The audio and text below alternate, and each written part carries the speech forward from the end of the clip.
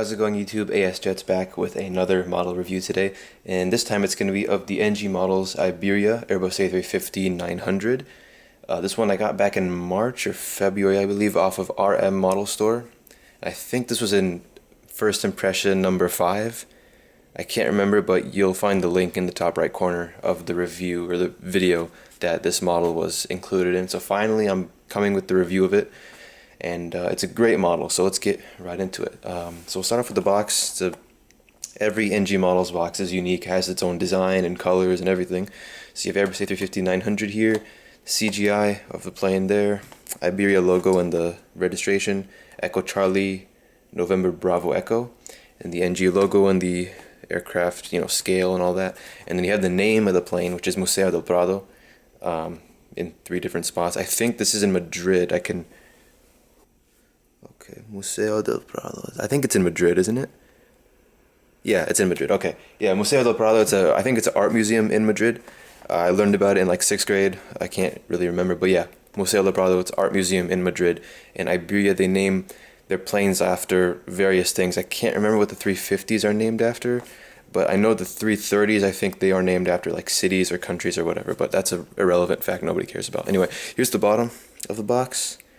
And then here's the side, and the top again, and the other side, and here's the back, which is identical to the front. Same deal with all NG boxes. So let's get this open. And by the way, the 350 box, it's if you have a 330 and a 350, the NG model's 350 box it's fairly large. It's a bit bigger than the 330. Let me show you guys this actually. Here's the 330. So you can see it's not the same size. I thought when I initially bought this, I didn't think the box would be this big. I thought it'd be a bit smaller like this, but no, it's actually a fairly decently large box. So that's nice. So here is the plastic tray and the foam packaging or whatever. There's that, and here's I like how they have inserts or cutouts for the underside. Can't talk today. It's easy to see the wheels and all that, which is really good. Landing gear, why did I say wheels? There's a model there, beautiful. Let's carefully remove it without breaking anything.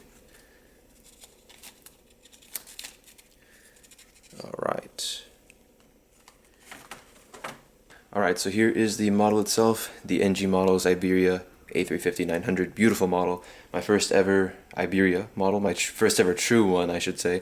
I used to have a custom Iberia A330 back in the day, like 2015, which I made myself. I don't have it anymore because I can't remember what I did to it, but this is the first like true Iberia model that I have. So let's go ahead and focus on the nose. Hopefully it focuses. As you probably are aware by now, this camera doesn't really like to focus on the more obvious details, which is kind of annoying, but still a great camera nonetheless.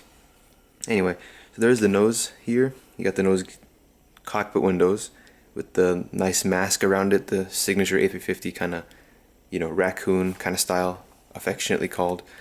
Then we have some static discharge ports here, or pitot tubes on the front and the sides of the nose, and then there's the radome, and then you have the emergency escape hatch right there. And then let me actually see if I can get a better angle on this. So you have the name of the aircraft, which is Museo del Prado again, there. And then you have the nose gear, very nicely done. The gear, they do roll, and it's got some nice details like the lights and everything on there. And then the last 3 letters of the registration, NBE and ETOPS, are also on the nose gear door. You got the L1 and L2 doors here with the One World logo there, and I think that's the Wi-Fi logo next to the L1. Iberia titles, and then the Airbus A350-900, aircraft type designated right there. And then moving down, you have the inboard landing lights on both sides. Well, just this side you can see now, but there's that. And then we have, I think these are the Rolls-Royce Trent XWB engines with the Iberia logo on the outside. And then there's the fan blades. I don't think the fan blades spin, because none of my NG models have spinning fan blades. No, I think that's just the Gemini jets or no. It's a Phoenix models thing. My Phoenix 350s have spinning fan blades. This one doesn't. So yeah, there's the main gear there. And here's the wings. Basic details. I mean, what more can you do for the wings? You can kind of see the flaps and all the control surfaces, and then here's the winglet of the 350. This is one of the newer generation A350s, hence the winglet is a bit more pointy, as you can kind of see here. The older 350s have a bit duller shape winglets, but the newer ones, like built from 2019 onwards, they have these more pointed kind of winglets. And this one has the Iberia red on the outside, and then it has the kind of yellow, you know, white, red colors in the inside. So that's nice. And then there is the L3 door, and then the SATCOM here. Then you have some more antennas, and then the full registration, EC-NBE, and then the flag of Spain right next to it. I'm not too sure what the crown is for, but you have the Spanish flag there, and then there's the registration. And then we have another small cargo bay door there, which is cool. And then there's the aft L4 door back there. And here's the tail. Very nicely done. Of course, based off of the colors of the Spanish flag, you know, red, white, yellow. And yeah, I really do miss this livery on the A340. The A340s are all retired now, the 340-600 especially. When I see this livery, I always think of the 340, and unfortunately those are all retired now, which really sucks. I miss those. There's the back tail cone and the horizontal stabilizers. So let me move to the right side of the aircraft. Not much else to show, but I think it's worth showing. So we have the front cargo door, and then moving down, another one back there. Then the top of the aircraft, let me just actually take it off the box like that. Brief overview for you all there. I don't see any beacon lights though, and I think this is a common thing I've seen with all my A350 models. Do the 350s even have beacon lights on the top? I have never seen any of my models of the 350-900 have beacon light detail. I don't see any lights on here, which is weird. I don't know. Let me know in the comments if they actually do. I would assume they would, considering it's kind of you kind of need a beacon light on a plane. I don't know why this one doesn't have any on the top there. And here is the underside. You can see the nose gear doors, some more details there. And then here's the main gear, which don't pivot, but they do roll, and they're very nicely built. And here's the landing gear doors. There's a beacon light there.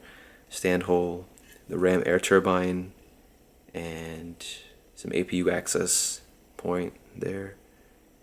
And that would be it for this model. So, go ahead and set this down, and let's conclude. So, hope you enjoyed this video. Brilliant model. Absolutely amazing. I would definitely prefer or recommend you get this NG version over the JC Wings one, even though the JC Wings version is definitely a lot cheaper. I think NG did a much better job on theirs. I don't know, I don't think Phoenix released one.